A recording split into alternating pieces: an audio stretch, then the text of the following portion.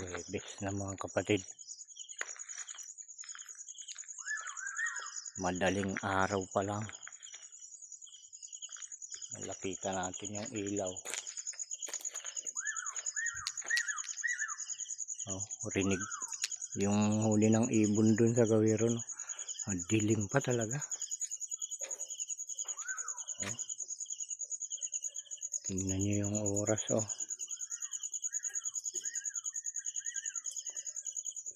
yung pitsa hindi nyo makita.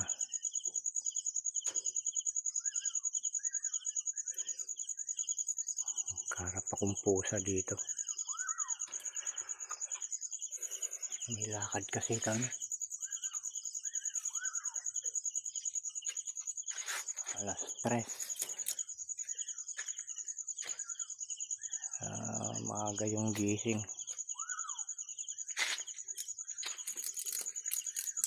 Alas 2:11 pa lang. Madaling araw. Pitsa 18 tayo. Huwebes. Buwan pa rin ng June, mga kapatid.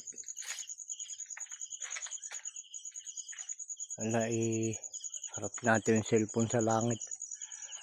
Hindi maaninag. Napakaraming mga bituin, mga kapatid. Ang dami. Walang kaulap-ulap. Ito na ata yung sinasabi ng Pag-asa na kan. Epekto na talaga ng El Nino ito. Makaganon lang siguro yung ulan namin dito, mga kapatid. Yung mga aso ito naghiga sa daan hindi gaano makita. Ito yung isa madilim. Yung isa nandun, madilim pa talaga. Pusa yung isa Ay nako, ganyan talaga siguro pag ang panahon babago na. Napakaraming kakaiba ngayon, mga kapatid.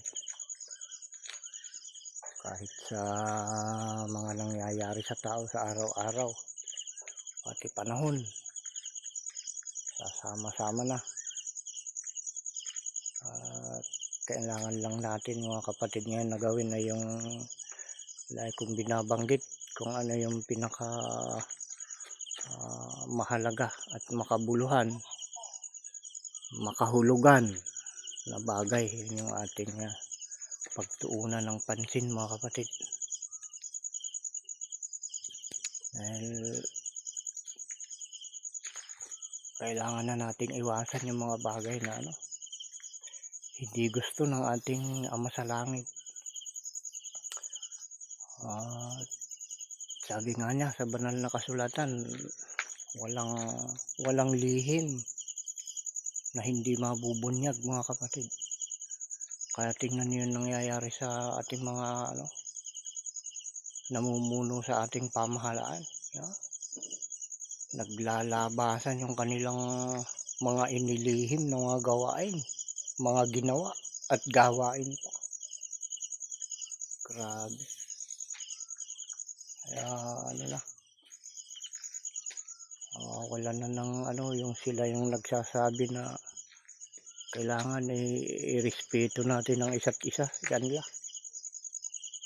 Irespeto yung mga relihiyon. Kung ano yung relihiyon ng mga tao na yun, yung mga opisyal ng gobyerno na nagsisipagnakaw ng kaban ng bayan.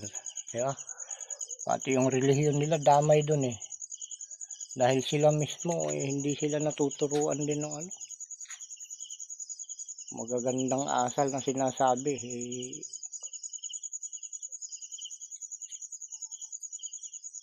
Ang isang kahiya-hiya doon yung aral na pinagsisikapan ng karamihan na marating. At pag narating mo na, Kayo na magsabi mga kapatid kung anong kanilang ginagawa. Yung mga taong tinitingala natin dahil sila may mga tungkulin at napakayayaman. Tingnan nyo ang mga ginagawa. Anak ko, mga kapatid, yung kasabihan nila at alam nila na mangyayari sa kanila, na sinasabi nila na minsan lang mabuhay ang tao kanila, dapat yung mabuti ang piliin, di ba? Huwag na yung masama. Mahilig sa magaganda yung original na pangit ay hindi naman lang nakikita. Pero ayaw nila ng mga hindi maganda sa paningin. Gusto nila maganda sa paningin nila. Pero ang pinaka-original na pangit na dala-dala ng kanilang buong pagkatao, hindi nila nakikita mga kapatid. Doon nangyayari yung kasabihan na nakikita nila yung butas ng karayom, pero yung butas ng palakol hindi nila makita. Kaya mga kapatid, salamat sa inyong panonood at magandang madaling araw sa inyong lahat.